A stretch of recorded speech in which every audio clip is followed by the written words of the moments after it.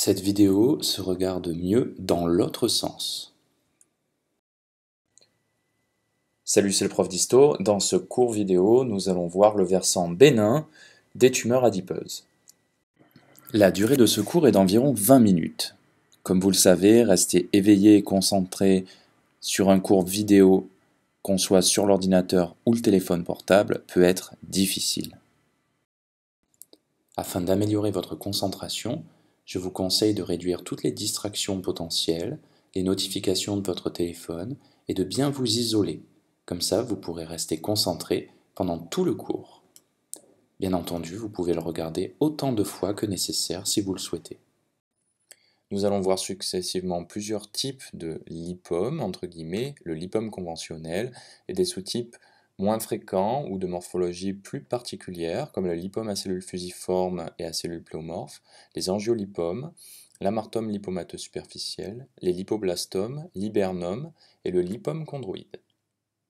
Première tumeur conjonctive à connaître, le lipome ou lipome conventionnel. Il s'agit de la tumeur conjonctive bénigne la plus fréquente, et elle est caractérisée par sa propension à former du tissu adipeux mature, d'où le nom de lipome. Les lipomes sont des lésions à génomique simple, qui sont liées à des translocations impliquant les gènes HMGA2 ou HMGA1. Certains lipomes ne présentent pas d'anomalies moléculaires détectables. D'un point de vue clinique, les lipomes sont très fréquents, touchent généralement les patients entre 40 et 60 ans, plus volontiers les patients obèses, puis les hommes, puis les femmes.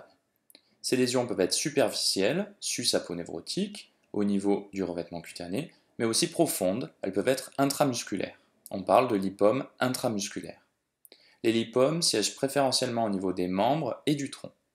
Leur taille est très variable. Les lésions superficielles sont généralement plus petites que les lésions profondes, qui peuvent dépasser 10 cm.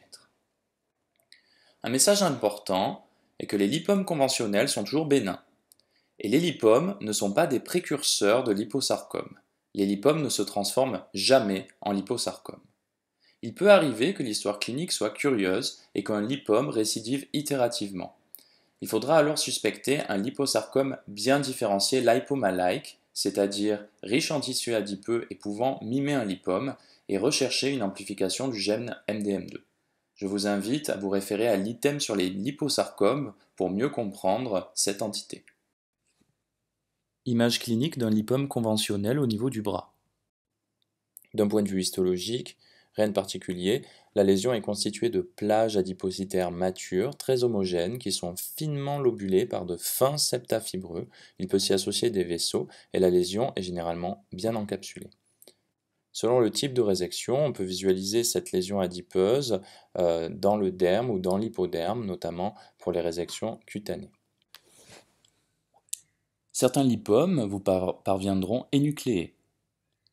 Ils seront entourés d'une fine encapsulation fibreuse qui se prolonge en septa qui vont disséquer le tissu adipeux, lui donnant une architecture globalement lobulée.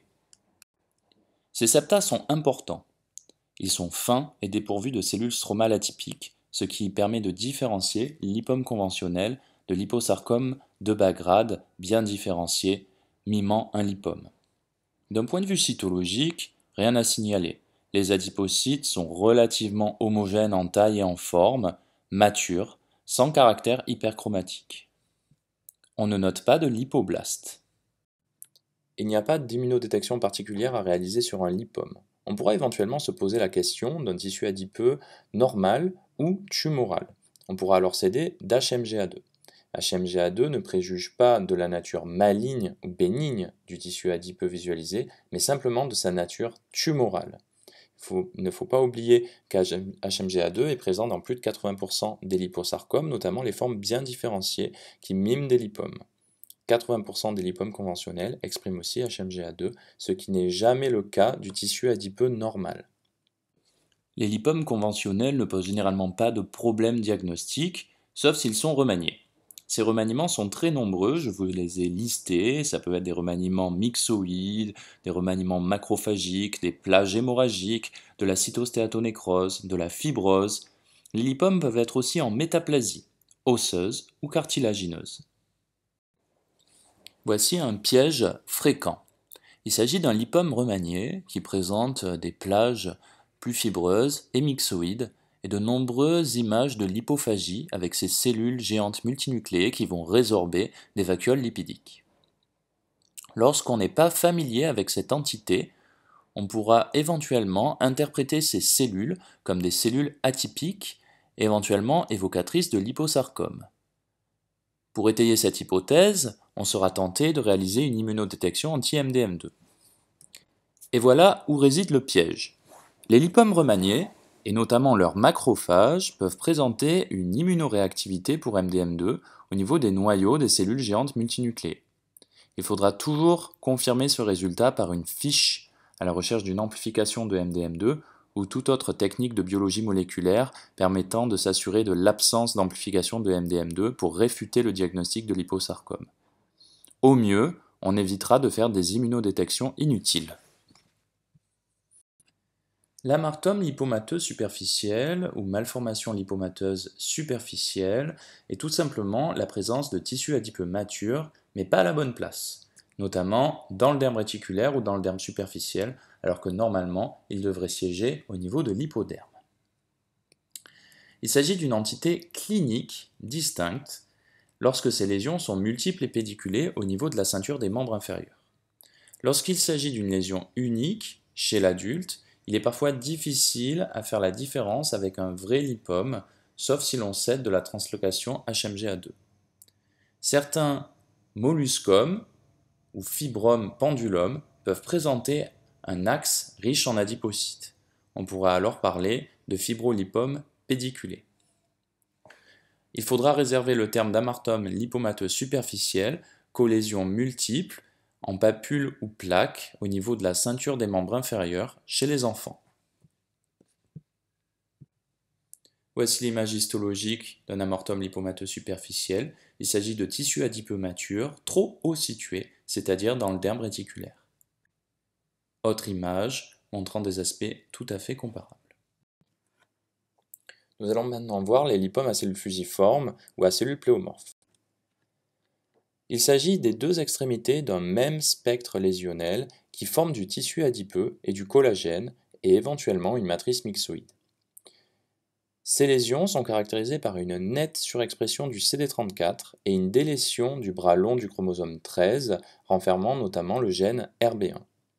Ces lésions siègent généralement au niveau de la nuque, du haut du tronc et du cou des hommes mûrs. Ils peuvent aussi siéger chez la femme et auront une présentation histologique un peu différente. La taille est très variable, il s'agit généralement de lésions de moins 10 cm, mais certains lipomes à cellules fusiformes de la nuque peuvent être très volumineux. Il s'agit de lésions bénignes, mais les récidives locales sont possibles. Voici un exemple clinique de lipome à cellules fusiformes cervicales. D'un point de vue histologique, ces lésions sont arrondies, bien limitées, et elles présentent une alternance variable de plages bien différenciées, adipocytaires matures, et de plages plus collagéniques ou plus myxoïdes qui renforment une population à cellules fusiformes. Voici un exemple en nette inflexion myxoïde où le contingent adipeux est moins présent. Dès ce grossissement, on note de gros trousseaux de collagène qui font partie intégrante de la lésion. Autre exemple, là aussi myxoïde, où on devine la population à cellules fusiformes qui composent la lésion, et dans cet exemple, il y a beaucoup moins de collagène. Voici l'image histologique à plus fort grandissement d'un lipome à cellules fusiformes. Il s'agit d'une lésion qui mélange des adipocytes matures, un contingent à cellules fusiformes non atypiques et des trousseaux de collagène en proportion variable. Ces trousseaux de collagène, lorsqu'ils sont dissociés par la matrice myxoïde, peuvent présenter un aspect particulier dit en carotte râpée, entre guillemets. La proportion de chacun de ces composants est variable. On pourra noter un stroma beaucoup plus fibreux, comme dans cet exemple, et toujours un mélange avec ces cellules adipeuses bien différenciées qui forment des vacuoles et ces cellules fusiformes. Autre photographie du même exemple. Le stroma pourrait être plus myxoïde, ici il est cellulaire, mais on retrouve toujours tous les contingents, cellules fusiformes, adipocytes matures et collagène.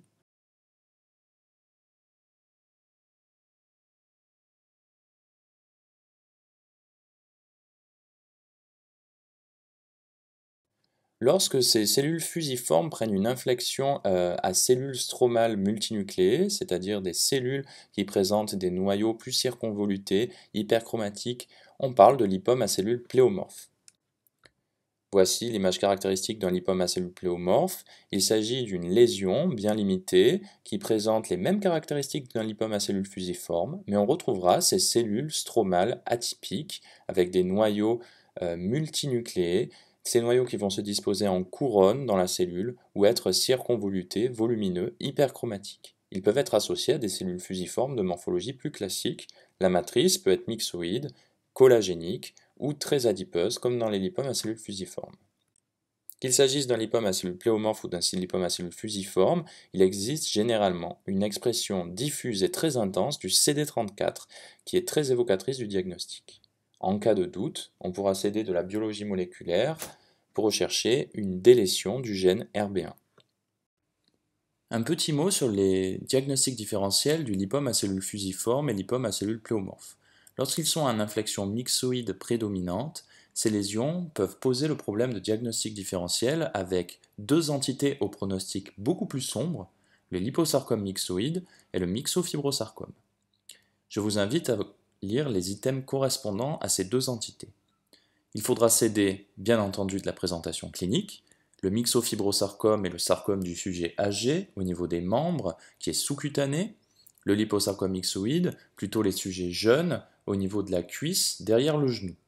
Le myxofibrosarcome est caractérisé par une génomique complexe, et le liposarcome myxoïde par une génomique simple, avec des translocations impliquant CHOP, FUS ou EWSR1. Attention, le CD34 peut être exprimé par les myxofibrosarcomes et par les liposarcomes myxoïdes. Les angiolipomes. Les angiolipomes ne sont pas simplement des lipomes avec plus de vaisseaux. Il s'agit d'une entité clinico-pathologico-moléculaire bien distincte des lipomes conventionnels. Il s'agit d'une néoplasie bénigne qui mime un lipome en raison d'un riche contingent adipeux, mais qui est associé à une hyperplasie vasculaire en proportion variable et de manière caractéristique à des microtrombies. Il s'agit de lésions qui sont liées à des mutations du gène PRKD2. Il existe des formes familiales et des formes sporadiques. Les formes sporadiques touchent plutôt les adultes jeunes. Ces lésions siègent au niveau des avant-bras et du tronc. Elles peuvent être multiples et sont généralement douloureuses ou sensibles. Ce sont des lésions de petite taille, de moins de 4 cm. Ces lésions sont bénignes, mais en raison des microtrombies, elles peuvent être douloureuses et nécessitent une exérèse.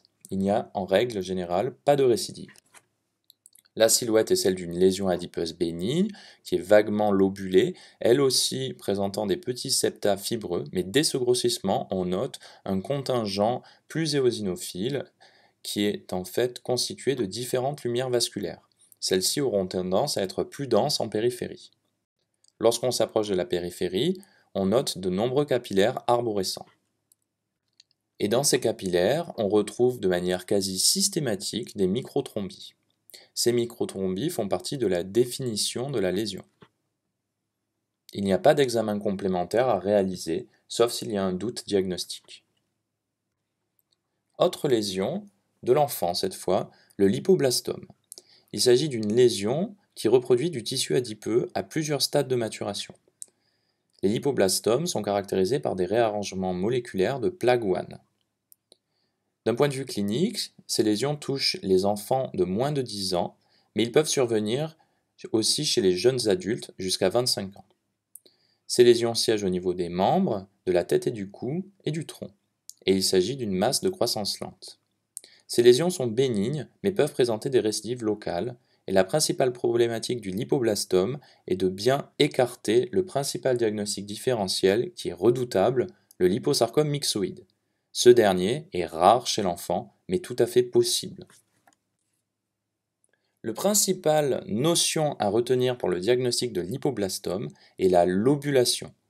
La lobulation de cette lésion est très marquée, elle est caractéristique, et il s'agit aussi d'une lésion qui est bien limitée en périphérie. Autre exemple à faible grandissement de cette lésion qui va disséquer le muscle et qui présente une très nette lobulation. À plus fort grandissement, Ces lobules sont constitués de septa fibreux un peu épais et délimitent des plages adipocytaires qui présentent assez régulièrement une imbibition myxoïde. Cette imbibition myxoïde peut être très focale ou plus diffuse comme dans ce cas. À l'intérieur de ces inflexions myxoïdes, on notera des lipoblastes moins matures. Autre exemple où ces inflexions myxoïdes sont beaucoup plus présentes. Et à plus fort grandissement, à l'intérieur de ces plages myxoïdes, on note des cellules à différents stades de maturation, soit fusiformes ou avec un début de vacuole intracytoplasmique, et ces vacuoles sont de différentes tailles jusqu'à donner des adipocytes matures de grande taille. L'hibernome. Il s'agit d'une lésion bénigne qui se différencie non pas en tissu adipeux conventionnel, mais en graisse brune, ce qui lui confère un aspect cytologique microvacuolisé. Ces lésions sont caractérisées par des translocations. Il s'agit de lésions rares qui touchent les jeunes adultes de 30 à 40 ans. La topographie peut être superficielle ou profonde. Les hibernomes superficiels sont plutôt au niveau de la cuisse, des membres, du tronc, de la tête et du cou. Les hibernomes profonds sont intramusculaires mais peuvent aussi être péritonéaux et médiastinaux. La taille est variable, mais elle peut être importante jusqu'à 10 cm et ces lésions sont toujours bénignes.